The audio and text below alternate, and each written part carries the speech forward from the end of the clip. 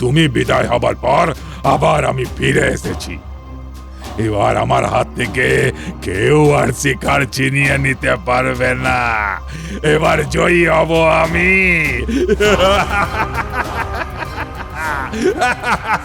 কি ভীষণ সেই অট্টহাস্য! ফেটে গেল যেন আমার কান। কাঁপতে কাঁপতে আমি উঠে দাঁড়ালুম। আচম্বিতে নিভে গেল কামরার আলো। বিস্ফারিত চোখের সামনে দেখলুম নীল বর্ণ অগ্নিতে ভরা দুটো নিষ্ঠুর, ক্রুদ্ধ ও বুভুক্ষু দৃষ্টি ধীরে ধীরে এগিয়ে আসছে আমার দিকে। সফটুনস FM বাংলা চ্যানেলে আপনাদের জানাই আমন্ত্রণ।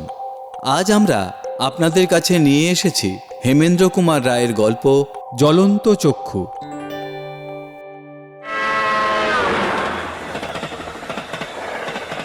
সে রাইকেলা থেকে আসছিলুম কলকাতায়। সেকেন্ড ক্লাস কামরায় আমি ছিলুম একলা। অচেনা লোকের মুখ দেখতে হবে না বলে মনটা হলো খুব খুশি। ট্রেনে মানুষ হয় বিশেষ রূপে স্বার্থপর। জানলার ধারে বসে খানিকক্ষণ দেখলুম চাঁদের আলো দিয়ে ধোয়া নির্জন পৃথিবীটাকে। ছবিতে আঁকা পাহাড়, বন, মাঠ আর নদী। আরো দূরে চোখ চালালে মনে হয় সেখানে যেন গড়ে উঠেছে অজানা অচেনা অস্ফুট এক স্বপ্নরাজ্য। নির্জনতার ভিতর দিয়ে ঊর্ধ্বশ্বাস ছুটে ট্রেন গতি কমিয়ে প্রবেশ করলে জনকোলাহল মুখর জামশেদপুর স্টেশনে। সেখানেই লুপ্ত হলো আমার একলা থাকার আনন্দ। হঠাৎ কামরার দরজা খুলে গেল সশব্দে। ভিতরে নিঃশব্দে এসে দাঁড়ালো এক বৃদ্ধ শিখের দীর্ঘ মূর্তি। তার সমস্তই মস্ত, লম্বা চওড়া প্রকাণ্ড দেহ, প্রকাণ্ড দাড়ি গোঁফ, প্রকাণ্ড পাগড়ি। বয়স 60-এর ওপরে বোধ হয়, কিন্তু বলিষ্ঠ দেহ সিধে রয়েছে সরল যষ্টির মতো। সুতীক্ষ্ণ দৃষ্টির ভিতর দিয়ে বেরুচ্ছে যেন আগুনের ফিনকি। আগন্তুক এদিককার একখানা আসন দখল করলে। লক্ষ্য করলুম তার সঙ্গে মোটঘাট কিছুই নেই। সে বেশ দূরের যাত্রী নয় ভেবে মনে মনে কিঞ্চিত আশ্বস্ত হলুম। শিখ যাত্রী আমার দিকে তাকিয়ে রইল নীরবে নির্নিমেষ নিদ্রে। ভালো লাগলো না তার দৃষ্টির তীব্রতা। জানলার দিকে মুখ ফিরিয়ে বসলুম। পাহাড় আর জঙ্গল, আলোক আর অন্ধকার, নির্জনতা আর নিস্তব্ধতা। যদিও রেলগাড়ির শব্দ ভেঙে দিচ্ছিল স্তব্ধতাকে, কিন্তু এভাবে কতক্ষণ আর বাইরের দিকে তাকিয়ে থাকা যায়? কবিরা হয়তো সারা রাত জেগে বসে পাহাড়ে, প্রান্তরে, বনে জ্যোৎস্না উৎসব দেখতে পারেন, কিন্তু কবিতা লেখা দূরের কথা, মিল কাকে বলে তাই আমি জানি না। আবার ভিতর দিকে ঘুরে বসলুম। আবার দেখলুম সেই জাগ্রত জ্বলন্ত দৃষ্টি। অপরিচিত লোকটির আমার দিকে এমনভাবে তাকিয়ে থাকার অর্থ কি? এ হচ্ছে অভদ্রতা। কঠিন ভাষায় প্রতিবাদ করার ইচ্ছে ছিল, কিন্তু শিখের প্রকাণ্ড দেহের খাতিরে সেই ইচ্ছাটা দমন করতে বাধ্য হলুম। শক্তির বিরুদ্ধে বিরক্তি ব্যর্থ। ও দৃষ্টিকে ফাঁকি দেওয়ার সবচেয়ে নিরাপদ উপায় হচ্ছে বিছানায় লম্বমান হয়ে দুই চোখ মুদে ঘুমিয়ে পড়া। তারপরও লোকটা যদি আমার পানে চেয়ে সারা রাত কাটাতে চায়, আমার তাতে আপত্তি নেই একটু। পাতলুম বিছানা, পড়লুম শুয়ে, মুদে ফেললুম দুই চক্ষু। আমি হিন্দি ভাষায় শুনলুম, বাবাজি কি এইভাবে ঘুমোবেন? জ্বালালে দেখছি। চোখ না খুলেই বললুম, হ্যাঁ। ঘুমোবেন না? ভাবলুম মন্দ আবদার নয়। আমি জেগে বসে থাকি আর উনি আমাকে দৃষ্টিবান দিয়ে ক্রমাগত বিদ্ধ করতে থাকুন সারা রাত ধরে। আলবাত ঘুমোবো। আবার শুনলুম, বাবাজি ঘুমোবেন না? কেন ঘুমোবো না? এই কামরায় ঘুমোলে আপনি বিপদে পড়বেন। বিপদ? হ্যাঁ। লোকটা বলে কি? এতক্ষণ পরে চোখ খুললুম, কারণ এর পরেও চোখ না খোলা হচ্ছে ডাহা বোকামি। দেখলুম ওদিককার আসনের উপর থেকে অদৃশ্য হয়েছে সেই বৃদ্ধ শিখের মূর্তি। কামরার মাঝখানে দাঁড়িয়ে আছে এক যুবক। চেহারা দেখে বোঝা যায় সেও শিখ। সবিস্ময়ে উঠে বসলাম। বৃদ্ধ শিখই বা কোথায় গেল, আর এই যুবকই বা এখানে চলে এলো কেমন করে? ইতিমধ্যে ট্রেন তো কোথাও থামেনি। রীতিমতো হতভম্ব হয়ে গেলুম। ব্যাপারটা হচ্ছে, হতভম্ব ভাবটা লক্ষ্য না করে যুবক যেন নিজের মনেই বললে, হ্যাঁ, বিশেষ করে এই কামরাটা হচ্ছে বিপজ্জনক। ফ্যাল ফ্যাল করে তার দিকে তাকিয়ে শুধলুম। কেন? অজিত সিং এখানে বেড়াতে আসে। কে অজিত সিং? আমার শ্বশুর। অজিত সিং এর পরিচয়টা স্পষ্ট হলো না। বললুম, আপনার শ্বশুর এখানে আসেন বলেই কি এই কামরাটা বিপজ্জনক? হ্যাঁ, অজিত সিং হচ্ছে হত্যাকারী। বোঝা যাচ্ছে নিজের শ্বশুর সম্বন্ধে যুবকের ধারণা খুব উচ্চ নয়। কিন্তু অজিত সিং লোকটা কে? হঠাৎ মনে একটা সন্দেহ জাগল। জিজ্ঞাসা করলুম, আপনার শ্বশুর কি বৃদ্ধ? হ্যাঁ মস্ত লম্বা চওড়া দেহ? হ্যাঁ ঠিক। অজিত সিং বুড়ো, কিন্তু এখনো খুব জোয়ান। কিন্তু তাকে কি আপনি দেখেছেন? যুবকের চোখে মুখে ও স্বরে উত্তেজনা। বললুম, কাকে আমি দেখেছি জানি না, তবে জামশেদপুর থেকে এক বৃদ্ধ শিখ এই কামরায় উঠেছিল বটে। কখন যে নেমে গিয়েছে তা বলতে পারি না। বোধহয় আমি তখন ঘুমিয়ে পড়েছিলুম।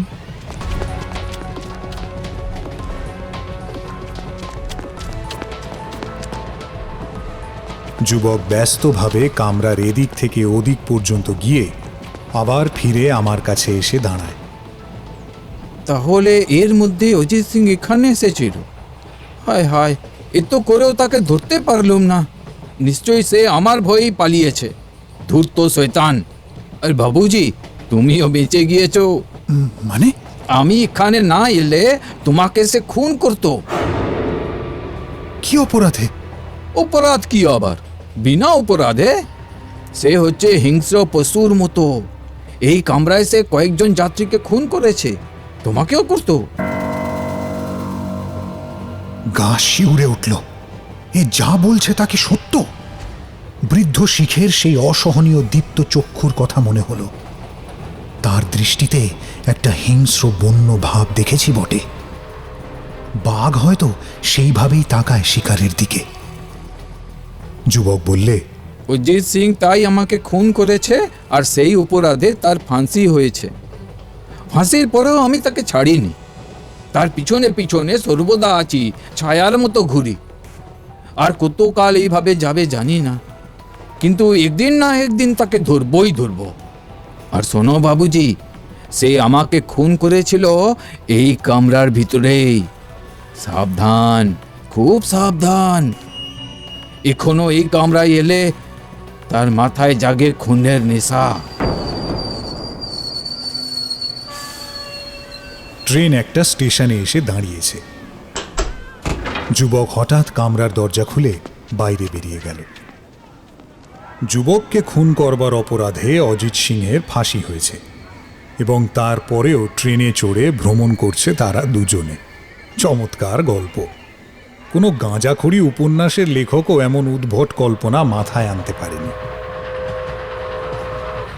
ট্রেন ছুটছে। খানিকক্ষণ বাইরের দিকে তাকিয়ে উন্মত্ত যুবকের কথা ভাবতে লাগলো। তারপরে মনে মনে হেসে আবার শয়নের উদ্যোগ করেছি। হঠাৎ চোখে পড়ল ওদিককার আসনে। এ কি চরম বিস্ময়! মূর্তির মতো স্থির হয়ে বসে আছে সেই বৃদ্ধ শিখ। তার জ্বলন্ত চোখ দুটো স্থির হয়ে আছে আমার দিকে। প্রথমটা আমার সর্বাঙ্গ আচ্ছন্ন হয়ে গেল দারুণ আতঙ্কে। হিংস্র হত্যাকারী অজিত সিং। যাত্রীদের সে খুন করে। আমার এখানে তার আবির্ভাবের কারণ কি? এতক্ষণ কোথায় লুকিয়েছিল সে? তারপরেই মনে পড়ল সব কথা। আমি হো হো করে হাসতে লাগলুম। পুরু ভুরু সংকুচিত করে বৃদ্ধ বিরক্ত স্বরে বলল, হাসছ কেন? তুমি কি অজিত সিং? আমার নাম তোমাকে কে বললে? তোমার জামাই। কে? শের সিং? সে আর কি বলেছে? ওই তুমি তাকে খুন করেছো, তাই বিচারে তোমার ফাঁসি হয়েছে। সত্য কথা। আমি আবার হো হো করে হেসে বললুম, তোমরা শ্বশুর জামাই কেউ কম যাও না, ধন্য তোমরা। কিন্তু এ কি রকম ঠাট্টা? ঠাট্টা? ঠাট্টা নয় তো কি? চলন্ত ট্রেনে ওঠানামা করে যাত্রীদের মিথ্যে ভয় দেখিয়ে তোমরা কি আনন্দ পাও বাবা, জেনে রাখো এত সহজে ভয় পাবো না। অজিত সিংহের চোখ দুটো আরো তীব্র হয়ে উঠল, কিন্তু মুখে সে কিছুই বললে না। নিহত শের সিং আর ফাঁসি কাঠে মৃত অজিত সিং দুজনেই জীবন্ত। দুজনেই হয়তো বিনা টিকিটেই রেলপথে ভ্রমণ করছে আর খোশ মেজাজে করছে যাত্রীদের পিলে চমকে দেওয়ার চেষ্টা। এমন আজগুবি ঠাট্টার কথা কে কবে শুনেছে? দোহাই সিংহ মশাই, দয়া করে অমন কটমটিয়ে আমার দিকে আর চেয়ে থাকবে না। ঠাট্টারও একটা সীমা আছে। আপাতত আমাকে একটু ঘুমোতে দেবেন কি? নইলে আমি অন্য কামরায় যেতে বাধ্য হব। পরের স্টেশন আসতে আর দেরি নেই। অজিত সিং গম্ভীর স্বরে ধীরে ধীরে বললে, তোমার ধারণা আমরা তোমার সঙ্গে ঠাট্টা করছি? নিশ্চয়। তোমার ধারণা আমরা জীবিত? তা আর বলতে। মূর্খ। অজিত সিং দাঁড়ালো। তার কাঁধ থেকে পৈতার মতো বন্ধনীতে ঝুলানো কৃপাণ দুলে উঠল। জল জল করছে তার দুটো নৃশংস চক্ষু। মনে মনে প্রমাদ গুণে ভাবলুম, ব্যাপার তো সুবিধের বলে মনে হচ্ছে না। ঠাট্টাটা এইভাবে সাংঘাতিক হয়ে উঠবে নাকি? শ্বশুর আর জামাই দুজনেই নিশ্চয় উন্মাদ রোগগ্রস্ত। ঘুম থেকে উঠে কাহার মুখ দেখেছি আজকের যাত্রা শুভ নয়। প্রচণ্ড স্বরে অজিত সিং বললে, শের সিং, তুমি হচ্ছ আমার দুষ্ট গ্রহ। কুক্ষণে আমি তোমাকে হত্যা করেছিলাম। আমার কাছ থেকে অনেক শিকার তুমি কেড়ে নিয়েছ, কিন্তু আজ আর তুমি পারলে না। তুমি আসছ জেনেই আমি গা ঢাকা দিয়েছিলাম, কিন্তু তুমি বিদায় হবার পর আবার আমি ফিরে এসেছি। এবার আমার হাত থেকে কেউ আর শিকার ছিনিয়ে নিতে পারবে না। এবার জয়ী হব আমি।